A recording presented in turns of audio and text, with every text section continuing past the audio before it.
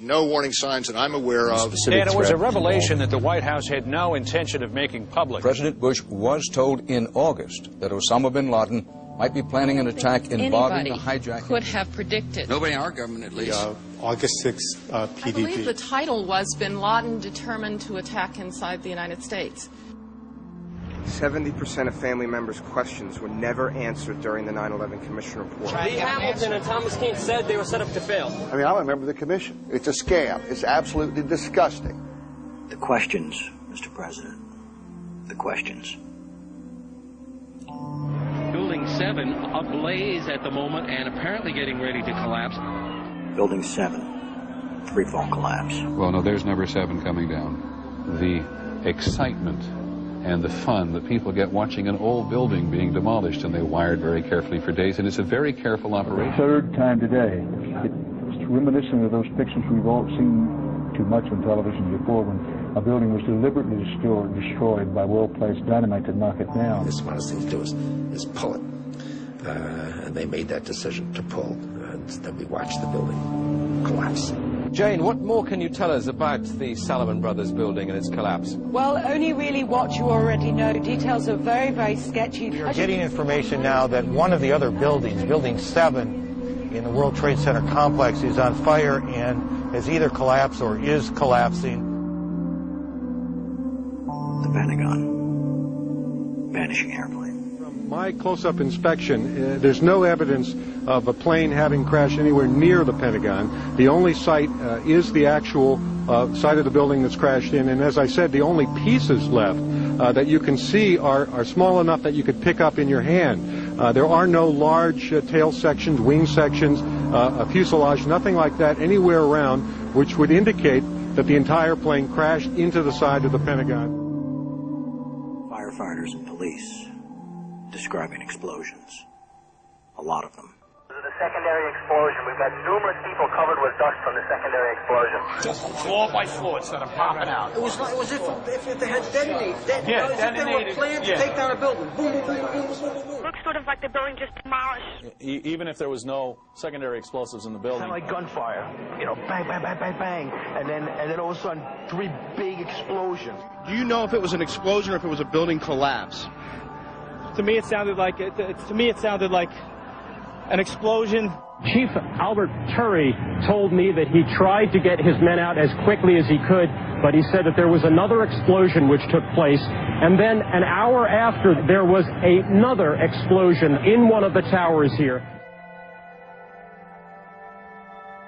Sibel Edmonds, FBI translator, breaking her gag order.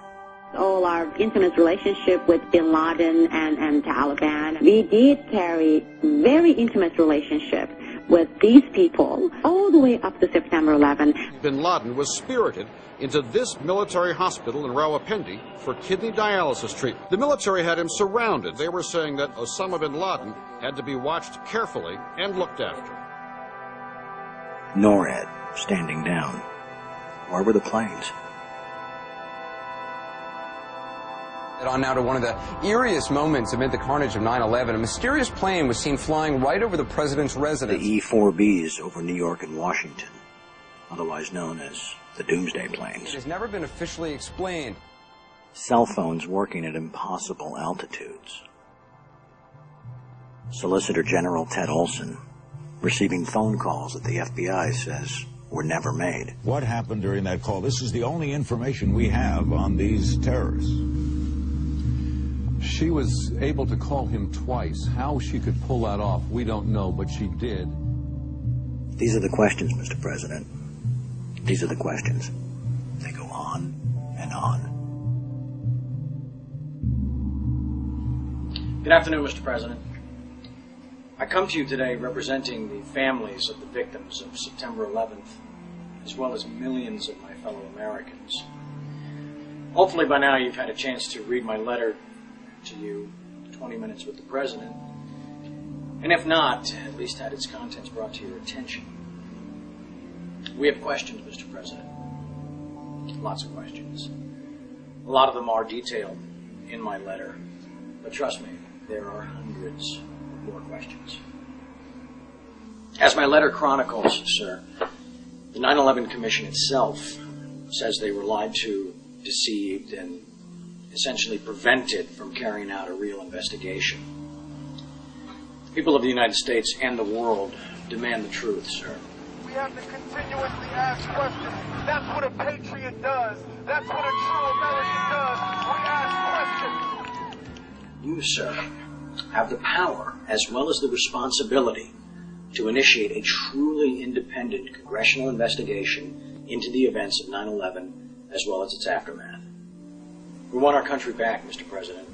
Therefore, I'm not just calling on you and your team. I'm calling on each and every American citizen to wake up, stand up, and demand the truth. We're counting on you, Mr. President. Be on the right side of history.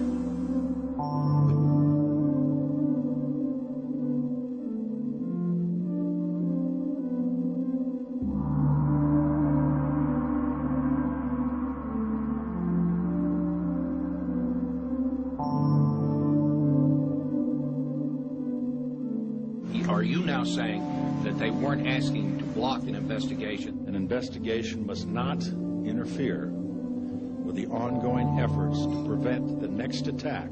Senator Tom Daschle said last week that you called him several times and urged him not to investigate the events of September 11th. Tom's wrong. He has, I think, in this case, let's say a misinterpretation.